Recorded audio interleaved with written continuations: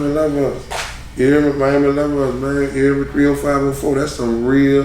Them boys from the NO, we from the MI. We in the 305, we in Miami. How did you come to Miami? I always been coming to Miami since I was 17, and I fell in love with the city, just the energy, the vibe, the internationalness of it. There was so many different similarities to New Orleans, but it didn't have that dark cloud. So it was one of the cities that I went to that felt authentic, like New Orleans, but still had more opportunities, more money, and different things that you could really flourish and blossom in.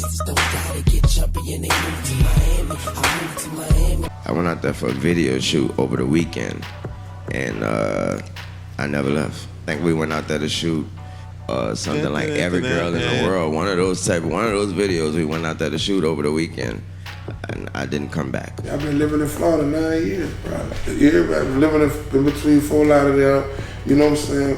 I'm talking about Miramar, you know what I'm saying? West Miramar, and, you know, North Miami, and Brickell down, you know what I'm saying? Miami has a very diverse culture, rich culture. Different people from different Caribbean islands. There's a big Haitian presence here, of course. You know, the predominant of it was Haitians, but you had a mixture of Jamaicans. You had Bahamians in there, you had Americans in there, you know, African Americans in there. But predominantly was all like Haitians, you know what I'm saying? But it went all like, we was running just with Haitians. You know, we had a couple of homies that ain't Haitians too that was up under us, you know what I'm saying, rolling with us like brotherhood, you know what I'm saying? From New Orleans too, you know, Haitians speak full-blown Creole. See, they be wondering what the language is. When they hear Haitians start to speak, and they start to, you know, maison mi, sac à faire, sac paxé d'aboulet, you know, Kijan Palais. It sound like New Orleans. Yeah. I've been living in Miami now for almost 15 years.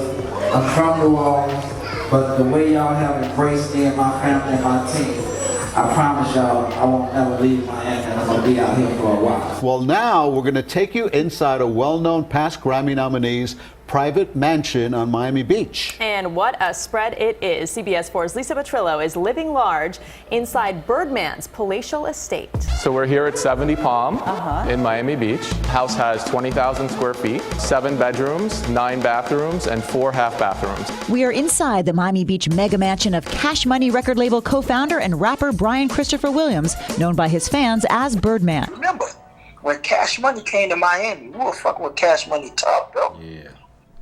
My homies them used to go to New Orleans and chill with them boys. Them boys embraced them. When Cash Money come down here, they fuck with us in Miami. When them my homies them go to New Orleans, they fucking with them. I'm seeing pictures, videos, and everything. You know what I'm saying? When they come back, who you know that you messing with these people, and these people want to film a video, and they come do it in your project chick. They come do that shit in your project. Call my mom like, I don't think I'm coming home. And she was like, what's the address? I'm gonna send your clothes. I don't want y'all here in New Orleans anyway. Right. She was like, what's the address? I send your clothes, and I stayed in Miami from that point for like 20 years. I'm the Miami fever, in that Miami heat. I've been that Miami water. I'm like a Florida mauler. New Orleans has a rich connection with Miami. A lot of people succeeded here, even the New Orleans Saints. This is where we won our Super Bowl. And you see what happened when New Orleanians come to Miami. You see what happened with Khaled. His career took off. You see what happened with Cash Money. I'm on the Cash Money bus gambling against baby. Bet $1,000. He shoot a little joke. Hey man, put $2 more down. All that shit going on while the video shoot going down. When we get tired shooting on the bus, we're gonna take it to the circle house later on. We're gonna be gambling.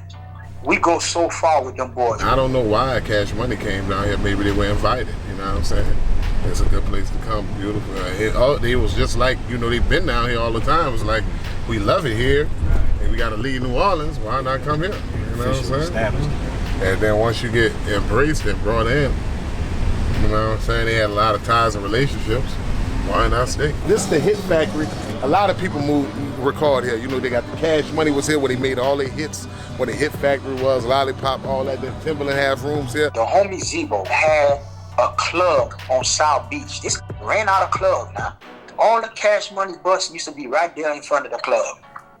The tour buses. Only Zopan and Cash Money inside the club. We had a restaurant, which is Ken, which is Chef Creole. We got him in the back, live chefing for dudes. Yeah. We got none but stripper bitches coming from Coco's and Rolex up there to come fuck with us. We up in VIP chilling, shooting dice, drinking. Ain't nothing but Cash Money and Zopan in this club with nothing but bad bitches. This is on South Beach, bro.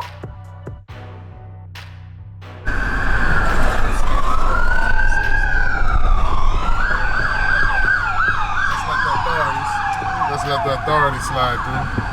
But you know, it's a real they used to have. This is a big black community. Central, right across from downtown, right across from where the Heat play. I probably had one problem in Miami, and it wasn't too much of a problem, you know, with me or nothing. Like, you feel me, you know, with my entourage.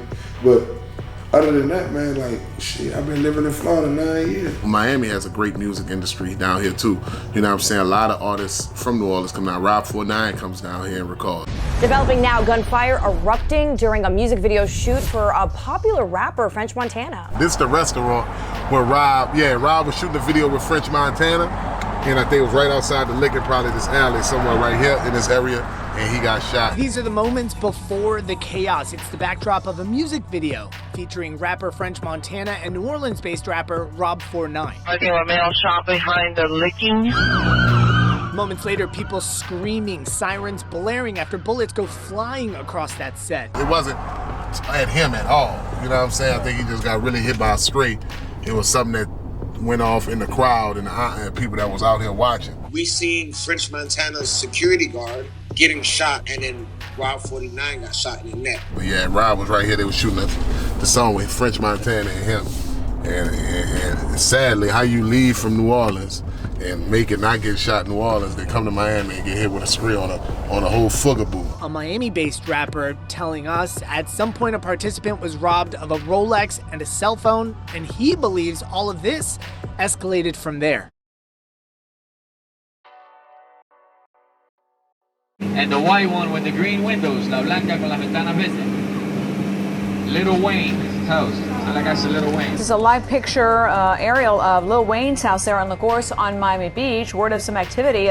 He had a break-in there a while ago, and now maybe this is happening again. Judge's order to come in and confiscate or to seize some property here on the scene. The judgment is for money the rapper owes to a private jet company. What did police take? Some of Lil Wayne's pricey pieces of art.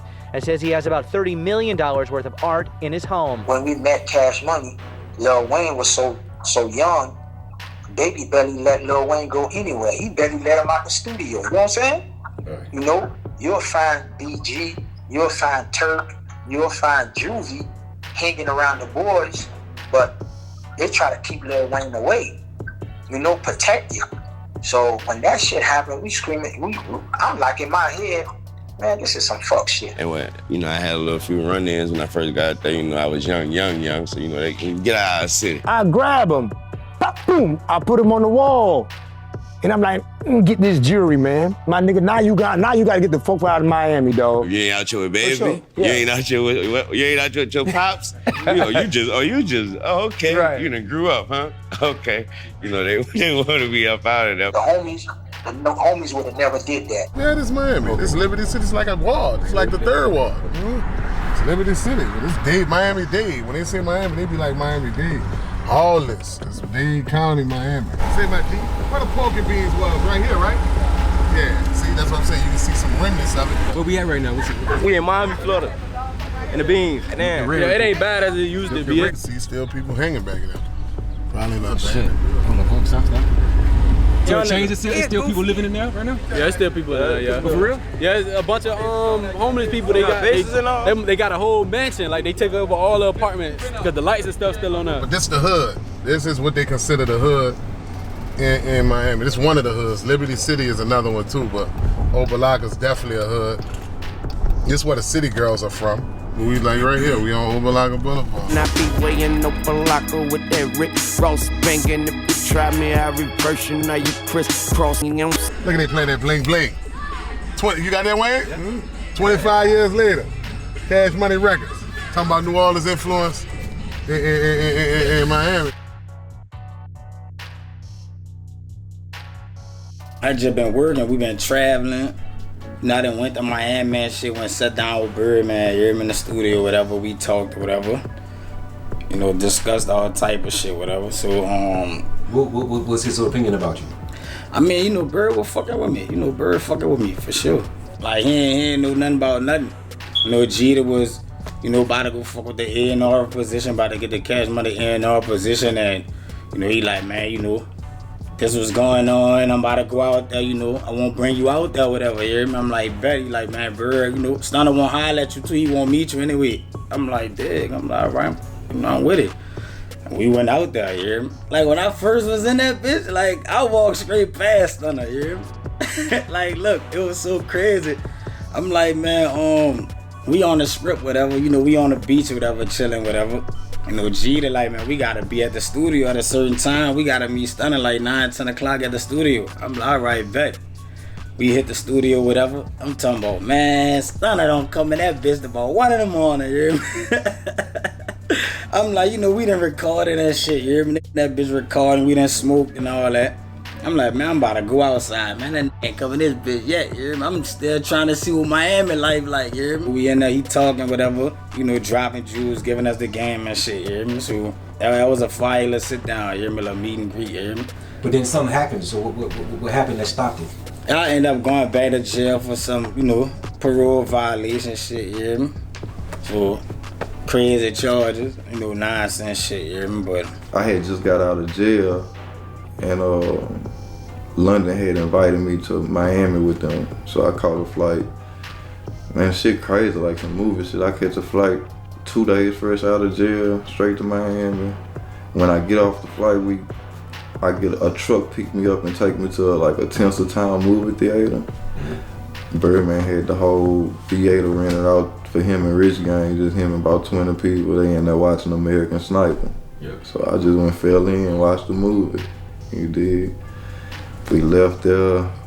We ended up going to his condo, and he was working out when we got there, so he wasn't there when we first got there for London to introduce me or, you know, for me to speak or nothing like that. So when he walked in the kitchen from working out, he had spoke to his security and everybody. He spoke to London, he spoke to everybody, and he just walked past me and didn't acknowledge me, you know what I'm saying? So once that happened, I ain't really taking no kind of way neither, you know what I'm saying? But I ain't say nothing either. So about 5 minutes later, London brought me outside on the balcony. Like, man, you can't act like that up here. I'm like, what you talking about? He's like, man, you gotta speak to Bird. I'm like, man, that ain't speak to me. I'm like, you know, where I'm from, when you walk in a room, like, you speak to everybody. Like, acknowledge me, I would've. Then I'm looking at him like, you ain't say nothing either. You ain't say, oh, Bird, this is my cousin moved around, you know what I'm saying? At some point during the trip, he ended up doing it, but it was just bad timing, like, you know what I'm saying? And then he wanted to get on my ass about, like, basically not kissing ass. That's how I felt, you know what I'm saying? Shit, that's how that shit went. But I'm gonna tell a small story about that trip. We ended up going to Live, and What's Live? Club Live on Sundays. Okay. I think that was the Sunday we went, and this the time when Birdman and Weezy ain't really seeing eye to eye. You know what I'm saying?